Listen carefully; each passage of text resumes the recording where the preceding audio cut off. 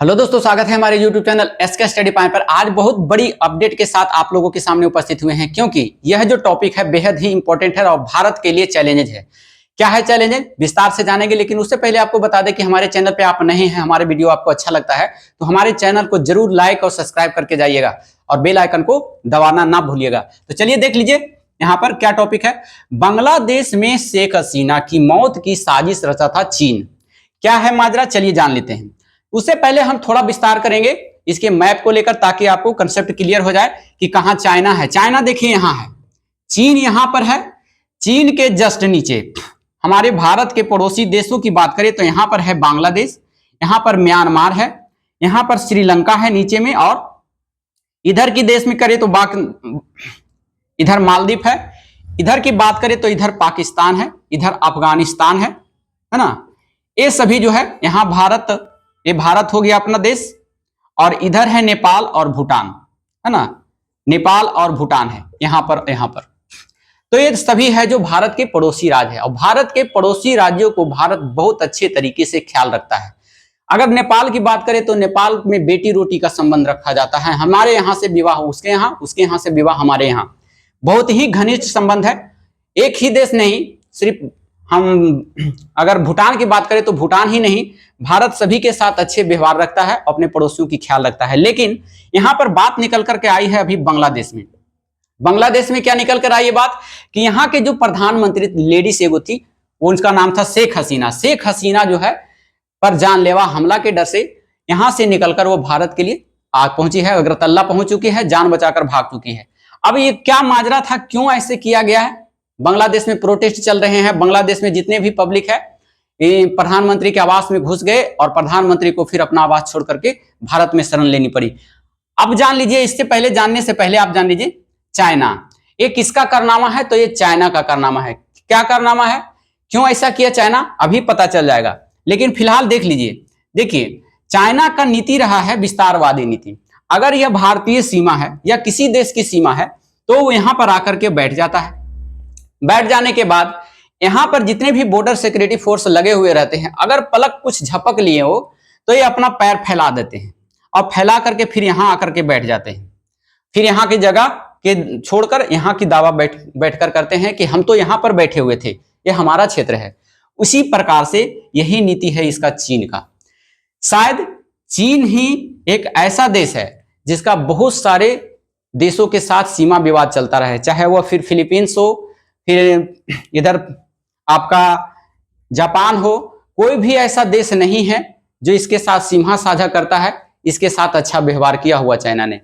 अब यहां पर माजरा निकल कर आया कि आप कैसे बता सकते हैं कि चीन ने यह शेख हसीना को मौत की साजिश रचा था। तो आपको समझ में आ जाएगा, हम इसका प्रूफ भी बताएंगे। अब देखिए क्या है प्रूफ। अब यहां से हुआ था क्या, बांग्लादेश की बात करें तो बांग्लादेश भारत का हिस्सा कभी हुआ करता था। बांग्लादेश और इधर पूर्वी पाकिस्तान और पश्चिमी पाकिस्तान, ये दो मिल कर करके और भारत पूरा एक था आजादी से पहले। लेकिन आजादी के बाद जो है भारत दो टुकड़ों में बट गया, और एक हो गया पश्चिमी पाकिस्तान और एक हो गया पूर्वी पाकिस्तान।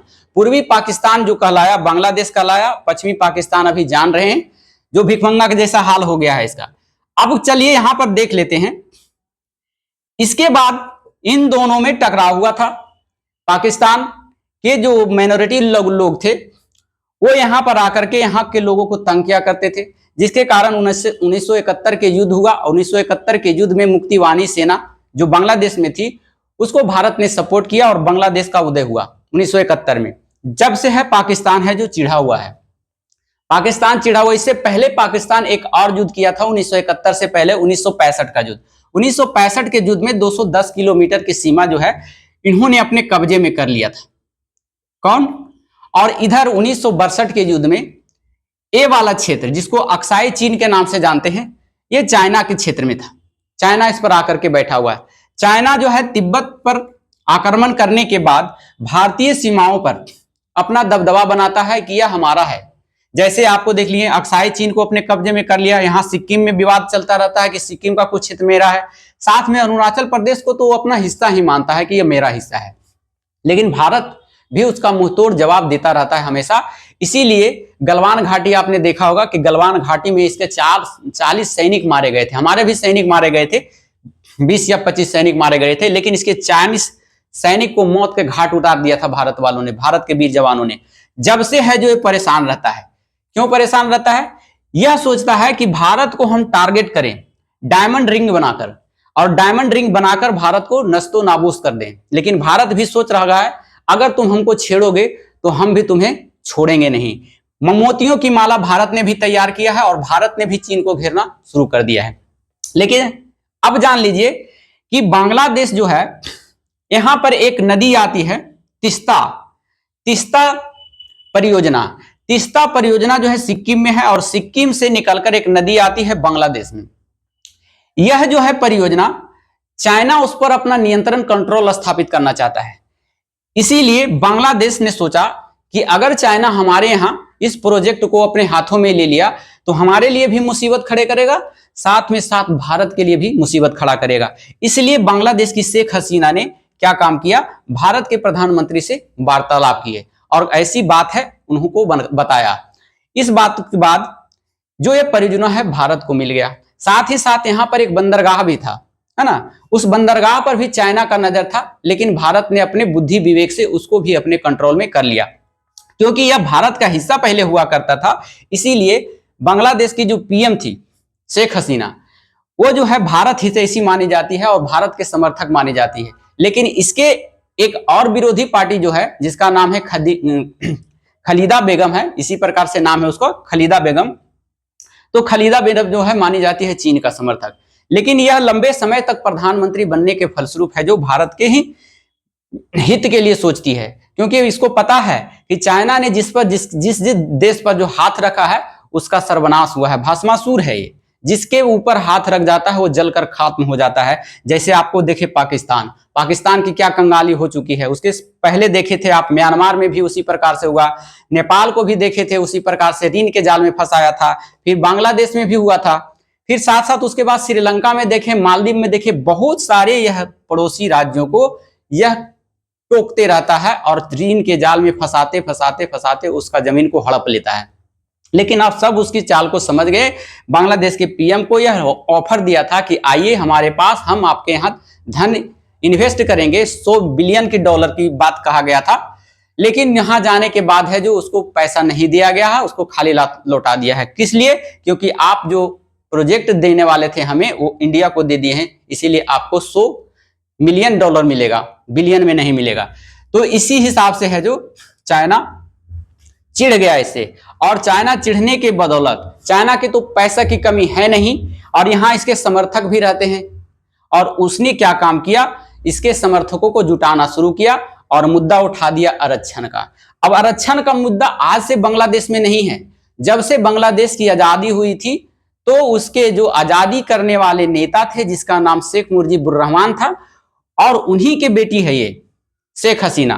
तो इनका कहना था कि जो 1971 के स्वतंत्रता संग्राम में भाग लिए थे, पार्टिसिपेट किए थे, उसी को आरक्षण मिलेगा, और वो आरक्षण था लगभग 30% आरक्षण। लेकिन विद्यार्थियों को कहना था, यहाँ के लोगों को, जो विद्यार्थी थे वहां बांग्लादेश में, तो बांग्लादेश के विद्यार्थियों को कहना था नहीं, आरक्षण खत्म किया जाए। बहुत प्रोटेस्ट हुए, बहुत सारे विद्यार्थी भी मारे गए यहाँ पर, लेकिन सरकार इसकी बातों को मान लिया कि ठीक है, अब से है जो उसको 7% आरक्षण दिया जाएगा जो स्वतंत्रता सेनानी है। बातें मान ली गई, लेकिन इसके मानने के बावजूद भी चाइना ने यहां पर अपने समर्थकों को पैसा के दे करके और यहां के लोगों को उस्काना शुरू किया। और जब यहां के लोगों को उस्काना शुरू किया तो लोग, स्टूडेंट के साथ साथ पब्लिक भी भड़क गए और पब्लिक की हुजूम आकर के इसके आवाज की ओर चलने पड़े, ताकि इनका मानना था कि अगर बांग्लादेश में शेख हसीना अगर समाप्त हो जाती है तो डायरेक्ट बांग्लादेश पर हमारा नियंत्रण हो जाएगा, चाहे वह जो भी बंदरगाह भी हो या फिर जो भी प्रोजेक्ट हो वो हमारे हाथ में आ जाएगा, और हम यहां से बैठ करके चीन को, इंडिया को क्या करेंगे, काउंटर करेंगे। ये सभी माजरा इसके दिमाग में चल रहा था, जिसका नतीजा हुआ आज कि बांग्लादेश की पीएम जो थी शेख हसीना, वो भाग करके भारत आई है अपनी जान बचाने के लिए। भारत सरकार इस पर क्या रवैया देगी यह आने वाले समय पता चलेगा। लेकिन उससे पहले जान ले कि 1971 में जब बांग्लादेश आजाद हुआ था तो इसके पिता जो जनक कहे जाते थे बांग्लादेश के, शेख मुजीबुर रहमान, वही है जो प्रधानमंत्री बने थे वहां के, उसके बाद उनके परिवार वालों को भी हत्या करवा दिया गया था। सिर्फ 2 बहन बची थी, शेख हसीना और इसके एक और बहन थी, वही फिर बाद में आकर के प्रधानमंत्री बनी थी और लंबे समय तक प्रधानमंत्री बनी थी। तो यही माजरा है, मिला जुला कर कुल जो है ये चाइना का कंसेप्ट है कि यहां से है जो शेख हसीना को खत्म किया जाए और साथ में साथ हम यहां पर नियंत्रण करें, ताकि हम यहां से बैठ करके पूरे इंडिया को काउंटर कर सके। दूसरी बात है, अगर यह प्रोजेक्ट उसके हाथ से भी गया तो उसकी हार और शर्मिंदगी महसूस हुई, क्योंकि उसका यह नीति था कि अगर हम यह प्रोजेक्ट यहां पर ले लेते हैं तो हम पूर्वी भारत को भारत से क्या कर देंगे, अलग कर देंगे। यही इसका प्रोजेक्ट था, किसका, चाइना का, जो अपने मंसूबों में कामयाब नहीं हो सका, ना आज कामयाब होगा ना आने वाले कभी समय में कामयाब होगा। इस पर भारत सरकार क्या रवैया आएगी अब देखने वाली बात है। तो इसी के साथ हमने अपने वक्तव्य को वापस लेते हुए यहां से आपके टॉपिक को समाप्त करते हैं। कैसा लगा हमारा टॉपिक हमारे कमेंट बॉक्स जरूर में लिखिएगा, फिर अपने राय जरूर हमारे कमेंट बॉक्स में भी रखेंगे ताकि हम उसकी प्रतिक्रिया आपको देते रहें। तो फिर मिलते हैं ऐसी सूचनाओं के साथ अगले वीडियो में। कब, जब भारत सरकार अपनी प्रतिक्रिया देगी कि बांग्लादेश में क्या कदम उठाया जाए, तो फिर हम ये सेशन आपके लिए लेकर आएंगे। तो फिर फिलहाल हमारे चैनल को नए हैं तो कृपया करके लाइक कर दीजिए और बेल आइकन को दबा दीजिएगा। तो फिर मिलते हैं अगले वीडियो में, जब तक के लिए धन्यवाद। Thank you so much, thank you for watching.